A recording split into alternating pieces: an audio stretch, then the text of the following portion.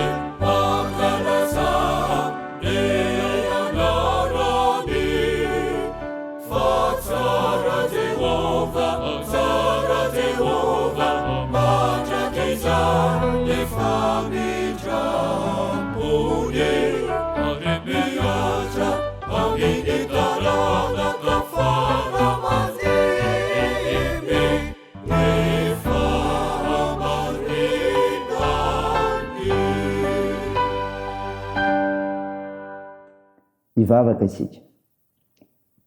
Ry Jehovah Tompo Andriamanitra io, Andriamanitra mofinaina atao amin'i Jesosy Kristy ianao, ka mahay mampiaiky ny olonao ny famonjena ataonao noho ny serinao. Midera sy mankalaza inarinao masina izay. Mivavaka aminao, Tompo, molona ny fahalemena izany indrindra dia mangataka famindramponao izay. Vonoa ny fahadisoanay, afao izay. Feno mifananao masina izay, anazavanay amin'ny fanambarany teninao, sy hovakina aminay, amantaranay ny sitraponao Andriamanitra, fa Andriamanitra velona ianao. Aminaran'i Jesosy Kristy, no angatanay izany vavaka izany. Amen. Ravana malala no finainao antsika amin'ity ity dia hitanao amin'ny filazantsara sorata amin'ny Jaona. Jaona 9:7 ka hatramin'ny 9:10.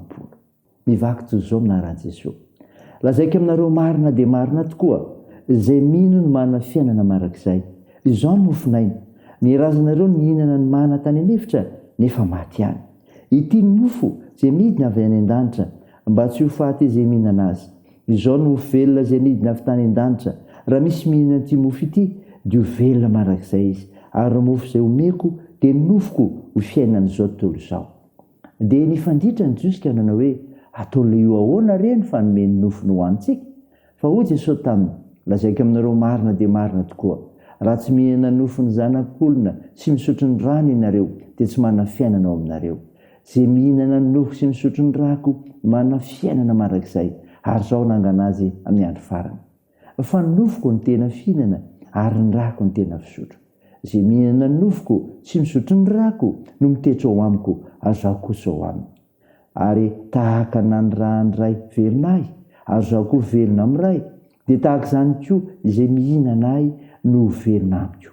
Ity ny mofo izay midina avy tany an-danitra, tsy tahaka ny razana izay mihinana nefa maty ihany, fa izay mihinana ity mofo ity dia ho velona mandrakizay.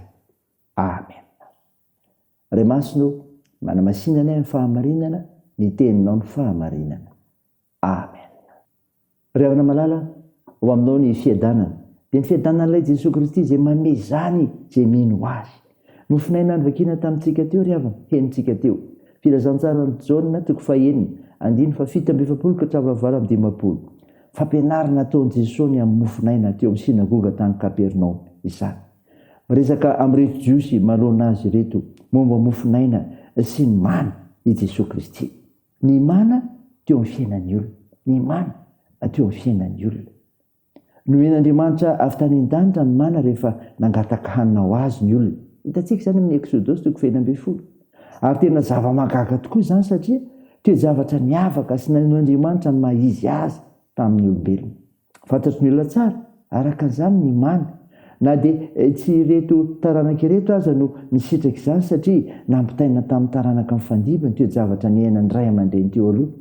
Izany hoe mino fisian'ny mana izy ireo na dia tsy hitany azy izany. Ny fotoana nisian'ny mana teo amin'ny tantaran'ny zanak'olombelona dia efa tamin'ny lasa. Ary no marian'i Jesosy Kristy fa ireo taranaka ninana izany mana izany dia efa maty avokoa. Arak'izany dia tsy nahatazona ny ain'ireo olona ninana azy akory ny mana no hoaniny. Fa nambaran'i Jesosy ny mofinaina eo amin'ny fiainan'ny olona. Ahoana indray izany? Mofinaina eo amin'ny fiainan'ny olona. Tahaka ny mana ihany dia men'Andriamanitra avy any an-danitra koa ny mofinaina. Ary miezaka mampafantatra amin'ity taranaka miresaka amin'ny eto Jesosy. Fa tsara lavitra sy tena mahavoky mihoatra noho ny mana fantatra ireto olona ireto mofinaina resahany. Satria mofinaina io no tena fihinana. Ary ao amin'ny mofinaina io no misy ny tena fisotro izay manome fiainana marak'izay. Manasa ireto olona miresaka amin'ireto Jesosy mba hananan'izy ireo anjara amin'izany. Saingy sarotra amin'ny olona izany. Nanafotoana azy ireo nilazany Jesosy hoe izao no mofo velona midina avy tany an-danitra izay zaraina amin'ny olona. Ry havana malala, ianao efa mino izany fa Jesosy ilay mofinaina, Jesosy ilay fiainana ho anao, dia io ny tena anao. Raisan'ny fonina tsara izany mba ho voninahitra Andriamanitra. Amen. Hivavaka isika. Tompo, misaotra ny mofinaina nomenao izay milaza ny amin'ny mana eo amin'ny fiainan'ny olona sy ny mofinaina hanana fiainana mandrakizay. Tompo, mamelaka manokana ny tokantrano aminao izahay. Ho tarihinao ka ianao no miara-manapaka sy mandidy aminay azo irenana izany. Eny hamono sy hampaseranay amin'ny zavatra rehetra. Tompo, dia ireo manandraikitra amin'ny fitsaboana ka anasanareo marary mila ny vavakay.